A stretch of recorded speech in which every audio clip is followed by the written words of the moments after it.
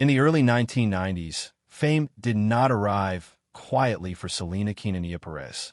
It exploded. In a music industry that rarely allowed Spanish-language artists to cross into the American mainstream, Selena did more than succeed. She redefined what success looked like.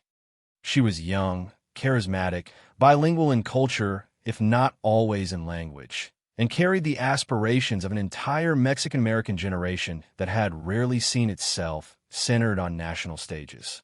Her rise felt inevitable, but was anything but easy. Born into a family that treated music as both passion and survival, Selena learned discipline early. Long before sold-out venues and award shows, there were family rehearsals, endless travel, and performances wherever an audience could be gathered. Her father managed the band with strict control, believing structure was the only defense against an unforgiving industry. For Selena, childhood and career were inseparable. School buses were replaced by tour buses, weekends by stage lights, and adolescence by professional expectations that most adults never face. By her early 20s, Selena had achieved what many artists chase for a lifetime. She dominated the Tejano charts, collected industry awards, and began preparing for an English-language crossover that promised true global stardom. Fashion lines, boutique stores, endorsements. Her brand was expanding as quickly as her music. To fans, she was joyful and accessible, a star who smiled like someone you might know personally.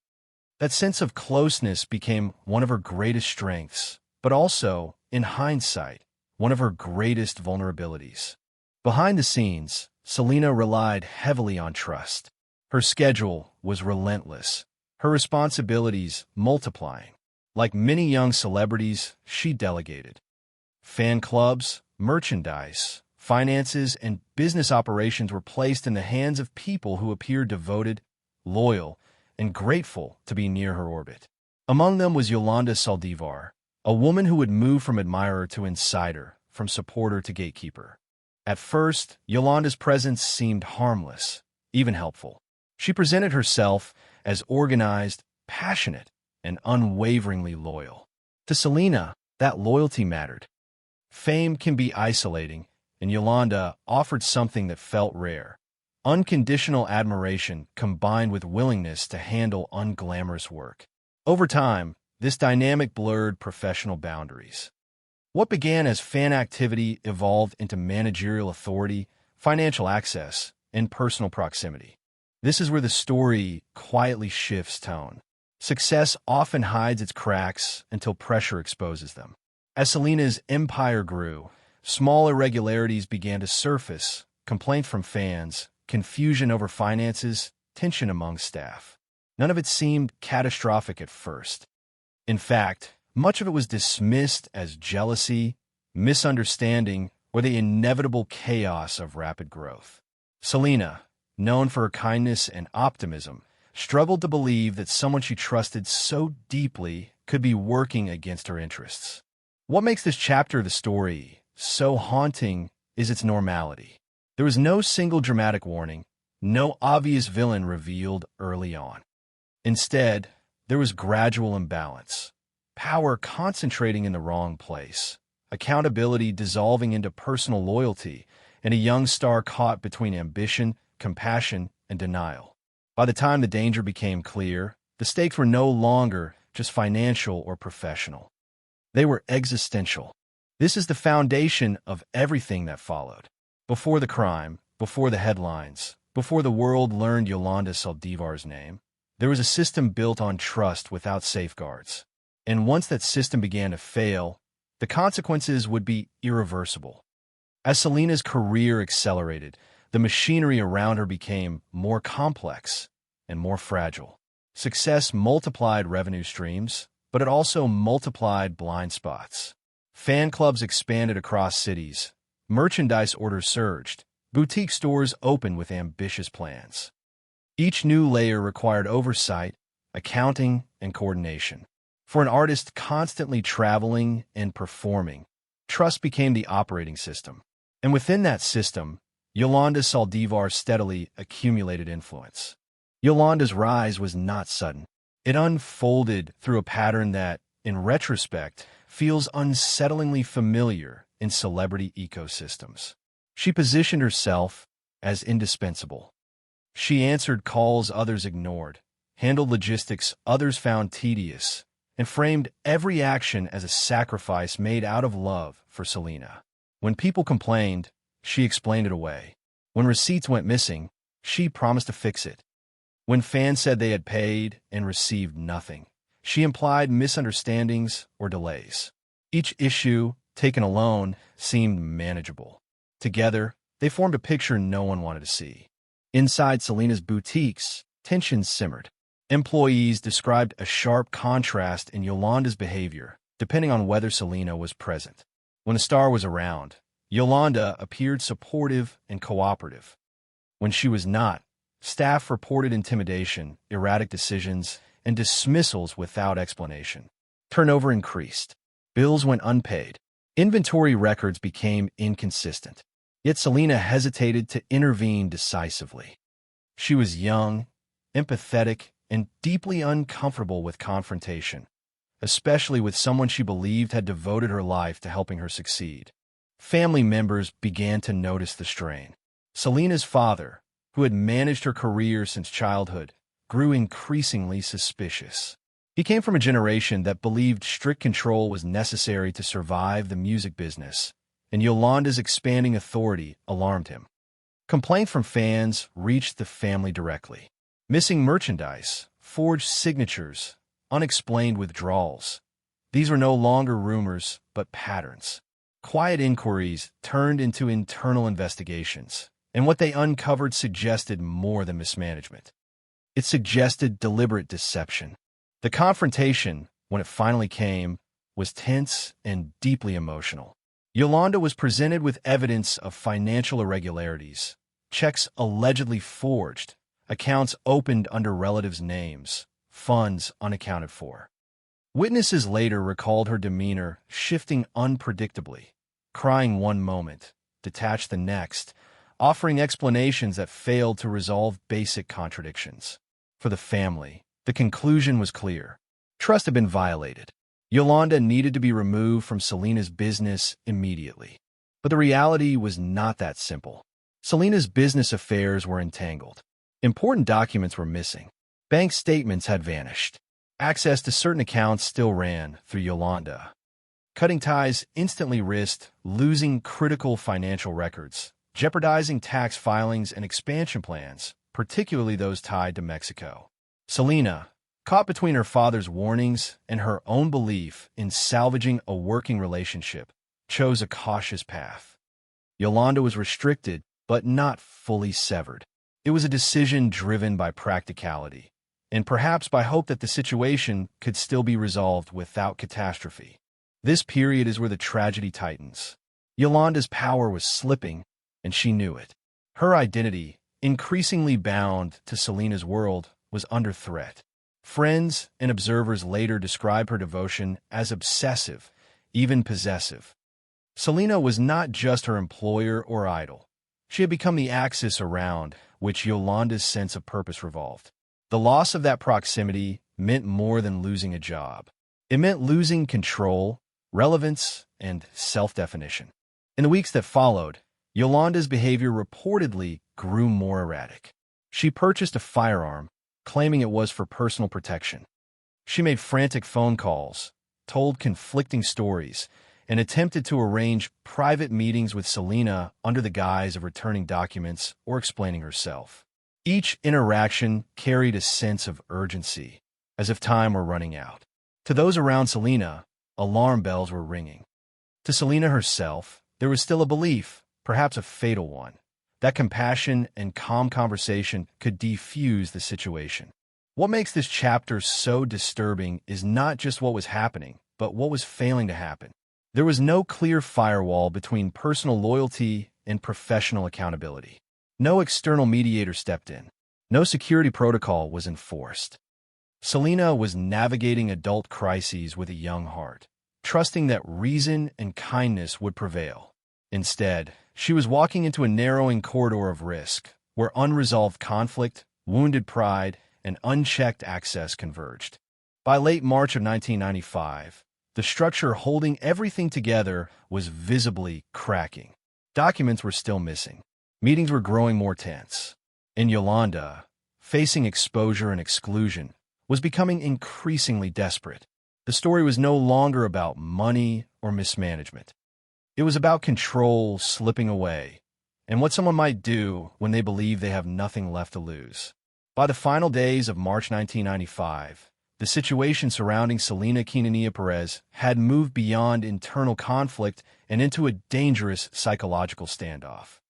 What had once been a professional fallout layered with personal disappointment was now charged with fear, desperation, and unresolved power struggles. The warning signs were everywhere, yet none of them had crystallized into decisive intervention. Everyone involved sensed that something was wrong, but no one fully grasped how close the story was to its breaking point. At the center of this escalating tension was Yolanda Saldívar, a woman whose authority was rapidly collapsing. The evidence against her, financial misconduct, forged documents, false explanations, had stripped away the legitimacy she once held. Selena's family no longer trusted her. Employees feared her. Fans were demanding answers. The identity Yolanda had built as Selena's closest confidant and protector was unraveling in real time. What made this unraveling especially volatile was that Yolanda's connection to Selena was never purely transactional. Over the years, it had become emotional, possessive, and deeply personal. Former staff members later described her devotion as obsessive, noting how Yolanda surrounded herself with Selena memorabilia, spoke of Selena as if she belonged to her, and resisted any influence that might draw Selena closer to others. As Selena's business expanded and new advisors entered the picture, Yolanda reportedly felt threatened, sidelined, and increasingly irrelevant. This emotional displacement coincided with a series of calculated actions. After being confronted about the missing funds, Yolanda began making urgent attempts to control the narrative. She contacted Selena repeatedly, insisting she could explain everything if given one more private meeting. She framed herself as a victim of misunderstandings, of betrayal, even of physical assault during a trip to Mexico. Each story shifted in detail, but all shared a common theme: urgency, isolation, and the need to see Selena alone. To Selena, these appeals were troubling, but not yet terrifying. She was accustomed to managing difficult personalities and smoothing conflicts. Friends later recalled that Selena believed the situation could still be resolved peacefully if she retrieved the remaining financial documents and formally closed the chapter. She did not view herself as being in mortal danger. Instead, she saw a former friend in crisis and a business problem that needed closure. This belief proved fatal. In the days leading up to March 31st, Yolanda's behavior grew more erratic. She purchased a firearm, claiming it was for protection, then returned it, then acquired it again. She checked into and out of motels under shifting explanations. She made frantic phone calls to multiple people, telling inconsistent stories about being injured or attacked. Each move suggested instability, but without a clear threat reported to authorities, the situation remained in a gray zone, dangerous but uncontained. On the morning of March 31st, Selena agreed to meet Yolanda one final time at a motel in Corpus Christi. The purpose, at least on paper, was simple: retrieve the remaining bank statements and business records Yolanda still possessed. Selena went alone, believing that privacy would de-escalate tensions and allow the meeting to end quickly. It was a decision rooted in empathy and confidence, the same qualities that had defined her public persona and endeared her to millions. Inside the motel room, the confrontation unfolded behind closed doors. Accounts differ on the precise sequence of events, but what followed was undeniable. A gunshot rang out. Selena fled the room, gravely wounded, running toward the motel lobby while Yolanda remained behind. Witnesses later recalled seeing a young woman in a tracksuit collapse, bleeding, still conscious enough to identify her attacker. Selena, named Yolanda Saldívar, before losing consciousness. Within hours, the news spread across Texas, then the nation, then the world. Selena was pronounced dead at a hospital shortly afterward, just weeks shy of her 24th birthday. The reaction was immediate and overwhelming. Fans gathered in shock. Radio stations played her songs on repeat. Vigils formed spontaneously. A rising star had been extinguished in a way that felt incomprehensible, killed not by a stranger, but by someone from within her own inner circle. Yolanda did not flee the scene in the conventional sense. Instead, she retreated to her vehicle and initiated a prolonged standoff with police, threatening to harm herself. For hours, negotiators attempted to reason with her as she alternated between remorse, denial, and emotional breakdowns. When she was finally taken into custody, the image of her surrender marked the end of the immediate crisis, but not the end of the trauma. The trial that followed was swift and closely watched. Prosecutors argued that the shooting was intentional, the culmination of mounting pressure and loss of control. The defense claimed it was accidental, a tragic mistake fueled by emotional distress. Ultimately, the jury rejected the accident narrative. Yolanda Saldívar was convicted of first-degree murder and sentenced to life in prison, with the possibility of parole after 30 years. Yet, even conviction did not bring closure. For Selena's family, the loss was permanent and deeply personal. For fans, it became a cultural wound that never fully healed. Selena was frozen in time, forever young, forever on the brink of global superstardom. Her posthumous success only reinforced the sense of what had been stolen. Albums topped charts. Films were made. New generations discovered her music and mourned a future that never arrived. For Yolanda, prison did not end her presence in the story. Over the decades, her name resurfaced periodically through interviews, letters, and, most recently, parole hearings and claims of untold secrets. Each reappearance reignited anger and debate. Why speak now? What could possibly justify revisiting this pain? And who, if anyone, benefits from reopening the narrative? Part 3 of this story is where tragedy becomes legacy and where unresolved questions begin to outlive the people who first asked them. The events of March 31st, 1995 were final. But their echoes continue, not because the facts are unclear, but because the human dynamics behind them remain deeply unsettling. Trust without safeguards, power without oversight, compassion without protection. These are not just elements of Selena's story. They are warnings that extend far beyond it. And as time moves forward, the question is no longer how the tragedy happened, but why, decades later, it still refuses to rest. In the years following the murder of Selena Quintanilla-Pérez, the public narrative appeared settled. The facts were known. The verdict was delivered. The sentence was imposed. And yet, closure never fully arrived. Instead, the story entered a long afterlife, one shaped by memory, media, and a persistent struggle over who controls the meaning of what happened. Tragedy became legacy, and legacy became a contested space. For Selena's family, grief unfolded in public. They were forced to mourn while cameras watched, microphones hovered, and fans demanded answers. Their private loss was inseparable from a collective one.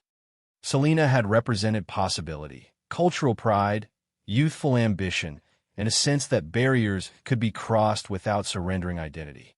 When she died, that possibility felt violently interrupted. The family's priority became preservation, protecting Selena's name, her image, and the truth as they understood it. That mission shaped their response to everything that followed. Biographies, films, tributes, and anniversaries were filtered through a single guiding principle. Selena's story should honor her life, not sensationalize her death. This stance earned them both admiration and criticism. Some accused them of controlling the narrative too tightly. Others believed such control was necessary in a media environment eager to exploit tragedy. Either way, the family became stewards of memory, tasked with defending a legacy against distortion. Meanwhile, Selena's influence only grew. Her posthumous album broke records. Her image became iconic. Young artists cited her as inspiration. Fashion trends echoed her style decades later. For many fans, Selena never aged. She remained frozen at the height of promise, forever smiling, forever mid-performance.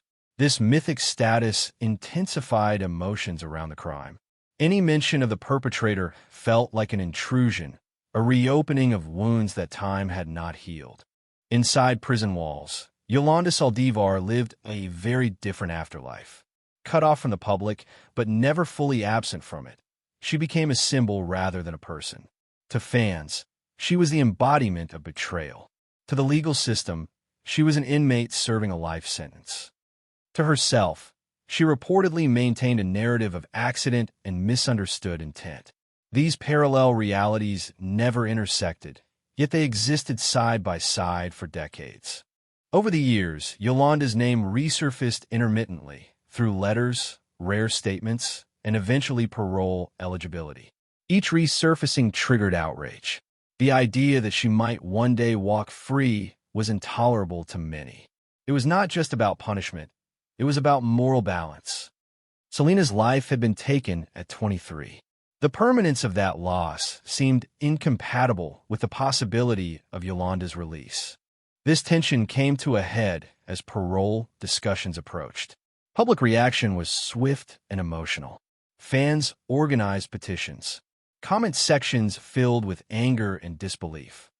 For Selena's family, parole hearings were not procedural milestones. They were traumatic reminders that the system allowed the past to intrude upon the present. When parole was denied, many felt relief, but also frustration that the conversation had been forced open at all. Against this backdrop emerged a new and deeply controversial development: claims that Yolanda intended to break her silence through interviews or a documentary-style project. The timing was impossible to ignore. Nearly 3 decades of relative quiet, followed by renewed visibility just as parole eligibility entered public discourse. To critics, this was not coincidence, but calculation, a bid for attention, sympathy, or financial gain. The backlash was immediate. Selena's family publicly condemned any attempt to tell the story from Yolanda's perspective. Fans echoed that condemnation, arguing that a convicted murderer had forfeited the right to control the narrative. The phrase "rewriting history" appeared repeatedly, reflecting a fear that repetition, framing, and selective disclosure could slowly distort collective memory. Supporters of free expression countered with a different argument: that understanding motives, psychology, and context, even from the perpetrator, was a matter of public interest. They claimed that listening did not equal absolution. But this position struggled to gain traction, largely because of the emotional weight attached to Selena's image. In this case, empathy for the victim overwhelmed any abstract commitment to narrative plurality. What made the situation especially volatile was the ambiguity surrounding what Yolanda could actually reveal. The trial record was extensive. Witness testimony was documented. Appeals had failed. What secrets could remain that were not already examined under oath? Skeptics suggested that any new revelations would likely be reinterpretations rather than facts, subjective memories framed to cast Yolanda in a more sympathetic light. This raised a broader question about the modern true crime economy. In an age where documentaries, podcasts, and streaming series thrive on retelling violence, where is the ethical boundary? At what point does exploration become exploitation? Selena's case sits at the heart of this dilemma. Her story is compelling not because of mystery, but because of loss. And loss does not resolve neatly into episodes or cliffhangers. For younger audiences discovering Selena through retrospective content, the danger is subtle. Each retelling risks shifting focus from her achievements to the manner of her death. Each headline risks centering the perpetrator rather than the person whose life was ended. The family's resistance to new projects is rooted in this concern, that attention is finite and every minute spent on Yolanda is a minute taken from Selena's voice. Yet the persistence of interest reveals something uncomfortable. Society is drawn not only to heroes, but to the shadows around them. We seek explanations for the unexplainable, patterns that might make chaos feel manageable. Yolanda's continued presence in the narrative reflects that impulse. She represents the question people cannot stop asking. How does devotion turn into destruction? Part 4 is where the story becomes less about events and more about memory. It is about who speaks, who listens, and who decides when a story should end. Selena's legacy lives on through music, culture, and love. Yolanda's name endures through controversy and resistance. Between them lies a battlefield of meaning, one where silence, speech, and timing carry moral weight. And as the years continue to pass, the central conflict remains unresolved. Whether revisiting this tragedy serves truth or merely keeps the wound open for another generation to inherit. Time has a way of changing the questions we ask. In the immediate aftermath of tragedy, the question is how. Years later, it becomes why. Decades later, it quietly shifts again, asking what do we do with this story now? That is where the case of Selena Quintanilla-Pérez finds itself today, caught between remembrance and repetition, between honoring a life and endlessly revisiting its violent end. As a new generation encounters Selena through streaming platforms, social media clips, and anniversary retrospectives, her image is both preserved and reshaped. She is celebrated as a pioneer, a fashion icon, a cultural bridge. Yet alongside that celebration runs a parallel current, the fascination with the crime itself. Algorithms reward engagement, and nothing engages quite like unresolved emotion. Each resurfacing of the case, whether through parole headlines or claims of new revelations, reignites public attention, even when no new facts are introduced. This dynamic places extraordinary pressure on memory. Selena's story risks becoming bifurcated. On one side, the joyful performer whose voice still fills rooms. On the other, the victim whose final moments are dissected repeatedly. For her family, this split is intolerable. They have long argued that Selena's life should not be reduced to the circumstances of her death. Their resistance to new projects centered on the perpetrator is less about censorship and more about proportion, about refusing to let the final chapter eclipse everything that came before it. Yet the modern media ecosystem does not operate on proportion. It operates on novelty. And when novelty is scarce, it is manufactured through reframing. This is why the prospect of Yolanda Saldívar speaking again provokes such intense reaction. The fear is not that she will reveal unknown facts, but that she will repackage known ones in ways that shift emotional weight. Tone, context, and emphasis can subtly transform perception, especially for audiences without direct memory of 1995. There is also the question of motive. After nearly 30 years, why now? Why speak at all? For critics, the timing suggests strategy rather than conscience, an attempt to reinsert herself into relevance at a moment when parole discussions briefly returned her name to headlines. In this reading, breaking silence is less an act of truth-telling and more a bid for narrative leverage, a way to reclaim agency in a story where she has long been defined solely by conviction. Supporters of hearing her out argue from a different angle. They claim that understanding the psychology of perpetrators can help prevent future tragedies. They frame speech as analysis, not absolution. But this argument struggles against the emotional gravity of Selena's case. Unlike crimes shrouded in mystery, this one is legally resolved and culturally sacred. The margin for reinterpretation is narrow, and public patience for nuance is thin. What complicates matters further is the role of time itself. Memory fades, but recordings endure. A documentary released today will outlive many of those who lived through the original event. It will become, for some viewers, the primary source of information rather than a supplement to history. This raises ethical stakes. Who bears responsibility for how the story is framed? The platform? The producers? The audience? Or does responsibility diffuse until no one fully owns the consequences? Selena's enduring popularity magnifies these questions. She is not a distant historical figure. She remains emotionally present. Fans still speak of her in the present tense.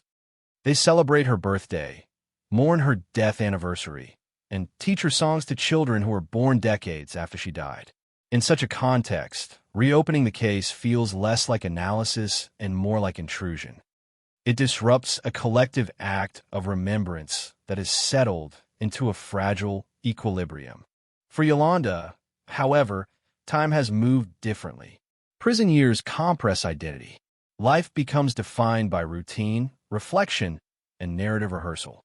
Maintaining a version of events, especially one that frames the act as accidental, may serve as psychological survival. From that perspective, speaking out could be an attempt to assert meaning over a life otherwise frozen at the moment of the crime. This does not excuse the act, but it complicates the human dimension behind the desire to be heard. Still, society must decide whether every desire to speak warrants amplification. Not all stories carry equal moral weight.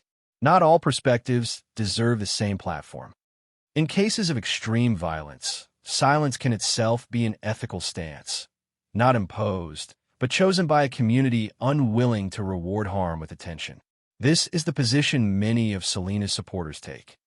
They argue that some narratives have already said all that matters, and that revisiting them only deepens pain without producing insight. Part 5 of this story is therefore about boundaries. It asks where we draw the line between curiosity and compassion, between examination and exploitation. It challenges the assumption that every silence must be broken, that every past must be endlessly reinterpreted. Sometimes, restraint is not avoidance, but respect. As Selena's music continues to play and her influence continues to ripple outward, the central question grows sharper. What kind of legacy do we want to preserve? One anchored in creativity, resilience, and cultural pride, or one perpetually tethered to violence and controversy? The answer does not lie in courtrooms or documentaries alone. It lies in collective choice. And that choice will determine whether the future remembers Selena primarily for the light she brought into the world or for the darkness that took her away. As the conversation around the case enters its 4th decade, the focus subtly shifts from the individuals involved to the systems that failed them. The tragedy surrounding Selena Quintanilla-Pérez is no longer only a story about a gifted artist and a betrayed trust. It is a case study in how fame, access, and inadequate safeguard can converge with devastating consequences. The lessons it offers are uncomfortable precisely because they're transferable. At the center of those lessons is proximity. Selena's success created layers of access, financial, personal, emotional, that were never fully separated. Fan culture blurred into management. Admiration became authority. In fast-growing celebrity enterprises, this blur is common, especially when the artist is young and surrounded by people who present loyalty as virtue. The absence of formal controls, independent audits, clear reporting lines, security protocols, allowed subjective trust to substitute for objective oversight. That substitution worked until it didn't. Another systemic failure lies in escalation. Numerous warning signs appeared long before the final act. Staff complaints, missing funds, erratic behavior, and rising interpersonal tension. Each sign was addressed in isolation, often deferred in the hope that time or conversation would resolve it. What was missing was a decisive escalation pathway, a moment when concern translated into protection. This is not a moral failing of any single person. It is a structural gap common in family-run or personality-driven operations where loyalty is prized above procedure. The criminal justice process resolved culpability, but it could not resolve meaning. For decades, the public has revisited the case, searching for a narrative that explains how devotion turned lethal. That search has produced cycles of outrage and fatigue, sympathy and refusal. It has also produced an enduring ethical question. How should society handle perpetrators who seek renewed visibility long after the verdict? For many, the answer is clear. Giving a platform to Yolanda Saldívar feels like a second injury, an inversion of attention that privileges the one who caused harm over the one who suffered it. From this perspective, silence is not suppression but accountability. The story has been told. The facts are known. Additional speech risks adding noise rather than clarity. Others counter that understanding is not endorsement, and that refusing to listen forecloses learning. They argue that complex crimes demand examination beyond court transcripts, into psychology, power, and obsession. Yet even this position confronts a practical limit.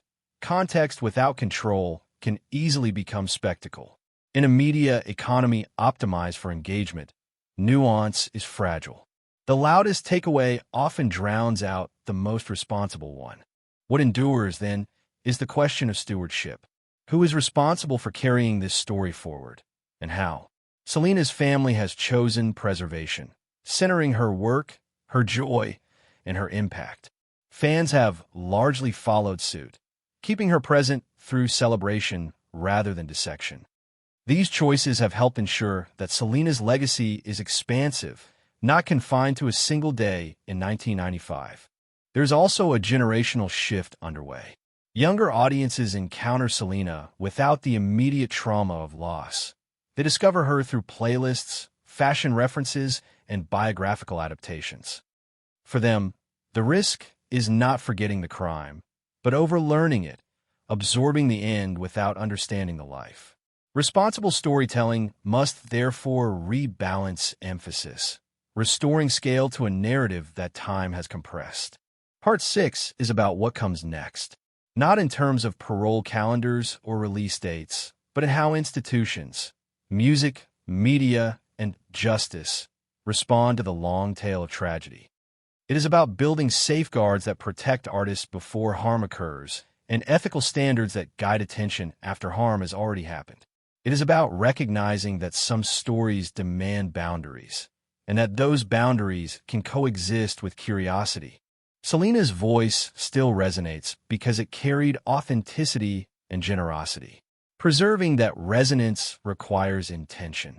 It requires choosing which stories to amplify, which questions to revisit, and which silences to respect. The measure of that choice will not be whether the past is perfectly explained, but whether the future learns enough to be safer and kinder than the one she was taken from. In the end, the story returns to a single, unresolved tension: how a society remembers what it has lost. Selena Quintanilla-Pérez remains present not because her death was shocking, but because her life was luminous. Decades later, her voice still feels immediate, her style still current, her optimism still contagious. That endurance is not accidental. It is the result of millions of people choosing, again and again, to center her creativity rather than her victimhood. Yet remembrance is never passive. It is shaped by attention. Every headline, documentary, or renewed controversy asks the audience to decide where to look: toward celebration or toward the crime, toward legacy or toward the perpetrator. These choices accumulate. Over time, they determine whether an artist's name evokes inspiration or tragedy first. This is why the continued reappearance of Yolanda Saldívar in public discourse provokes such resistance. It is not fear of the truth, but fatigue with inversion, where the margins demand the spotlight and the center is asked to justify its place. Selena does not need reinterpretation to remain relevant. Her work already speaks. The question is whether the culture listening to it can resist the pull of sensational repetition. There is also a quieter lesson embedded in this conclusion. Selena's story exposes how vulnerability can accompany success, especially when youth, trust, and proximity intersect. It challenges industries and families alike to rethink how care is structured around talent. Admiration must never replace accountability. Loyalty must never override safeguards. Compassion must be paired with protection. These are not abstract principles. They are practical ones, written in consequence. As time creates distance from the original event, responsibility shifts to storytellers and audiences. Distance can invite reflection, but it can also invite distortion. The ethical task is to ensure that distance adds clarity rather than confusion.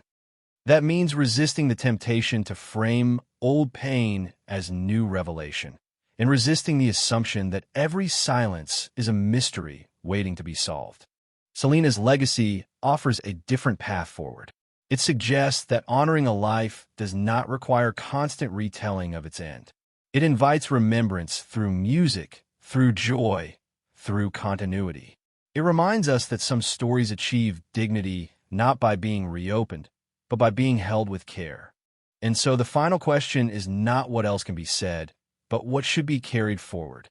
Will the future remember Selena primarily as a tragedy that demands explanation, or as a force of creativity that still moves people to dance, to sing, and to believe? That choice belongs not to courts or cameras, but to those who listen. In making that choice, the world decides whether silence can sometimes be an act of respect, and whether legacy, when protected, can be stronger than any attempt to redefine it.